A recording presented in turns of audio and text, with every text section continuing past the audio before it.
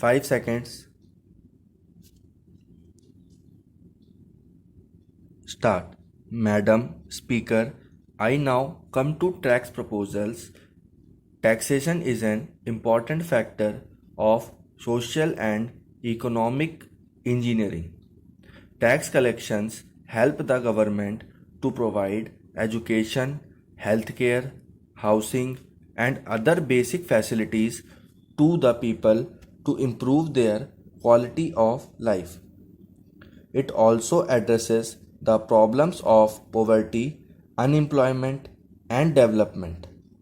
To achieve these objectives, it has been our endeavor in the last 9 months to provide a stable taxation policy and a good taxation administration. A very important aspect of our tax administration is the fight against the black money. A number of measures have already been taken in this direction. I propose to do much more. Madam, you will agree we need to revive growth and investment to ensure that more jobs are created for our youth and the benefits of development reach millions of our poor citizens. We need an enabling tax policy for this. I have already introduced the bill to amend the Constitution of India for goods and service tax.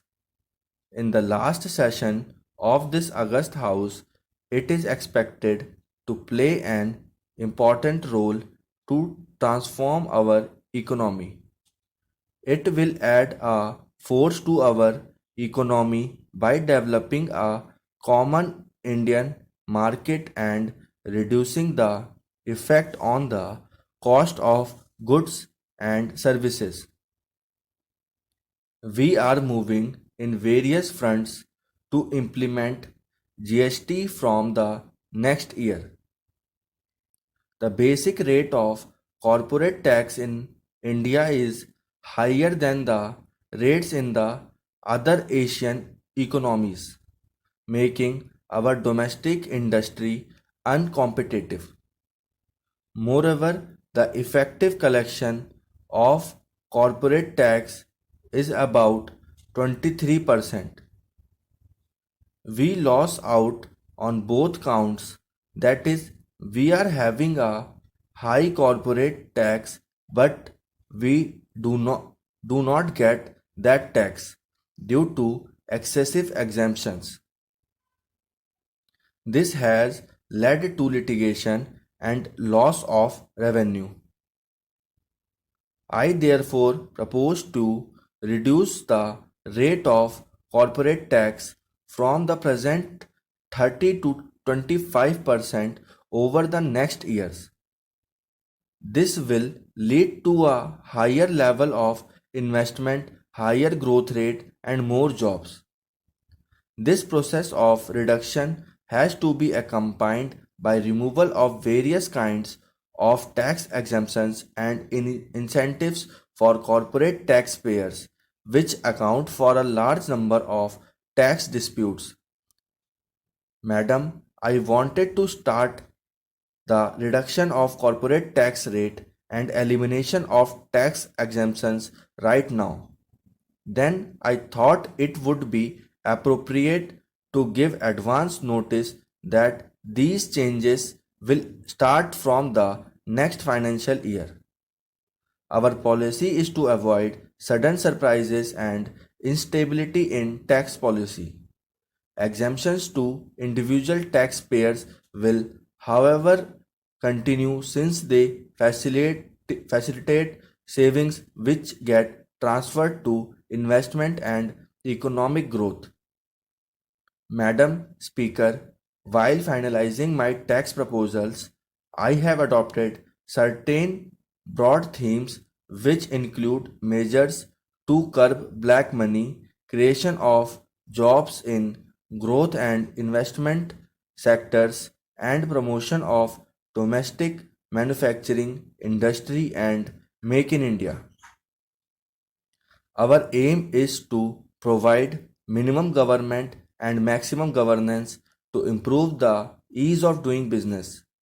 Our efforts are to provide benefits to middle class taxpayers and improving the quality of life and public health through Swachh Bharat initiatives. The first and foremost pillar of my tax proposal is to effectively deal with the problem of black money which eats away our economy and society. The problems of poverty and inequity cannot be eliminated unless black money is dealt with effectively and forcefully. In the last few months, several measures have been initiated in this direction. A major breakthrough was achieved when the government authorities agreed to provide information in respect of cases investigated by the Income Tax Department. They also agreed to provide such information in a time bound manner and agreed to exchange information between the two countries at the earliest. I would like to inform the House that investigation into cases of foreign assets has been given the highest priority, resulting in direction of large amounts of unreported income. As regards domestic black money, a new and more comprehensive bill will be introduced in the current session of the Parliament. It will enable confiscation of Benami property and provide for prosecution. This bill will discourage holding black money in form of Benami property, especially in real estate. A few other measures are also proposed in the budget for curbing black money within the country. Madam Speaker, with your permission, I would like to highlight the key features of the proposed new law on black money. Firstly, concealment of income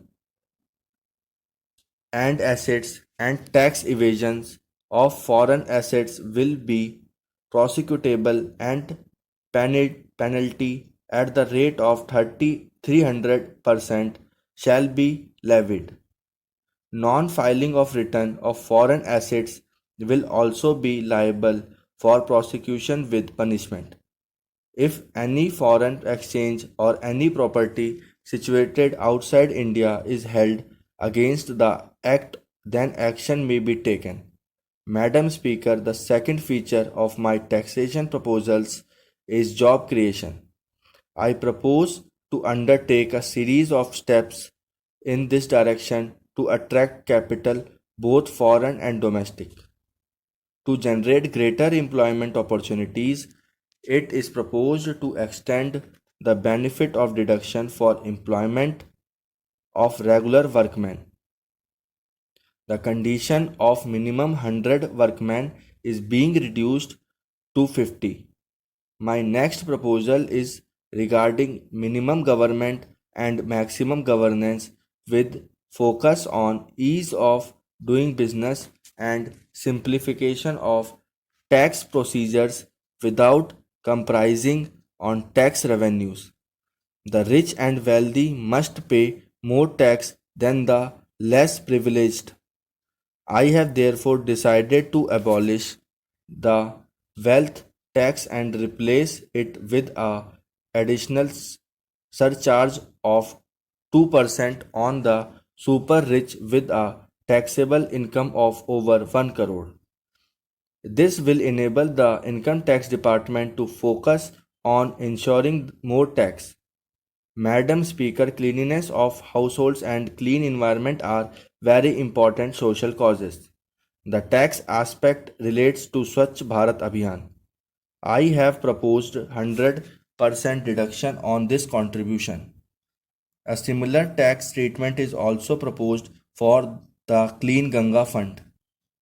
I also propose to increase the clean energy cash to finance clean environment projects. With these words, I thank you.